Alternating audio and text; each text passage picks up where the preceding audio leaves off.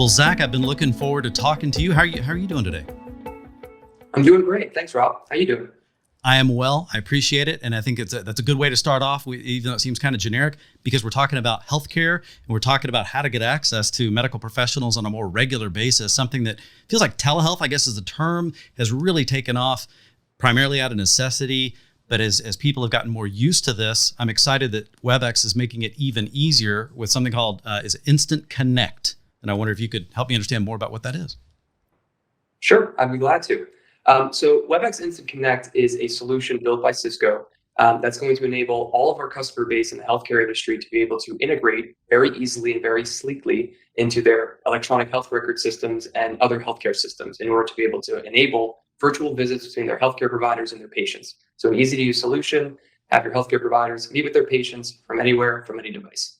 I want to dig into that a little bit further because I want to make sure I understand. So we're talking about, when we talk about virtual visits, we're talking about enabling, let's say that, just keep it simple, I want to meet with my doctor, and similar to how we are doing right now, this is a simple way to potentially do this over with video, and I guess it's the integration that I get hung up on. We're not creating any kind of medical platform here, right? How simple is this? What's kind of the delivery model?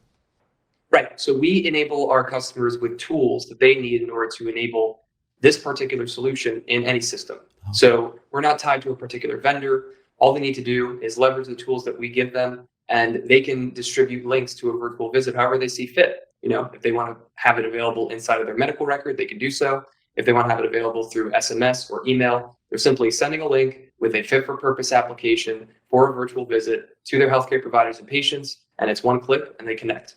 Well, I would like to make it easier for me to get in touch with my doctor because I've not been happy with I don't even know how they're doing it. I just know it half the time that it doesn't work. But can you walk me through kind of what is the experience? I assume it's not doctors that really are the ones that mess with this on getting it set up and ready to go, but they're definitely the ones that are going to be using it when it comes to daily, or at least their staff. What's involved from the medical provider side to get this going, and kind of what does that experience look like?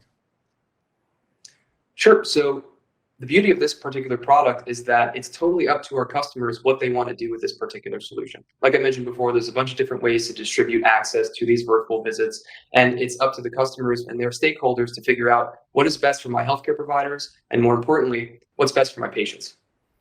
Okay, so it's very straightforward. And so let's flip over to the patient side, and I'm just kind of curious about the interaction there. So I would assume that to really increase accessibility through this, you guys have focused on making this simple. What's involved for me or anyone else as a patient on this? So there's not much involved at all. Whether or not you have to access a medical record or some sort of application in order to access the virtual visit ultimately is entirely up to your medical organization, your healthcare organization. But in terms of actually accessing a virtual visit, there really isn't much. We care a lot about the efficiency and the sleekness of this particular solution. So what we did is we built a client-less solution to make the process as efficient as possible. So they're not required to download anything, whether it's a plugin in their browser or an actual application itself, such as Webex on their mobile devices or on their desktop. They're simply clicking on a button, it's launching a browser application, and they're just sitting there waiting for their healthcare provider to start a virtual visit.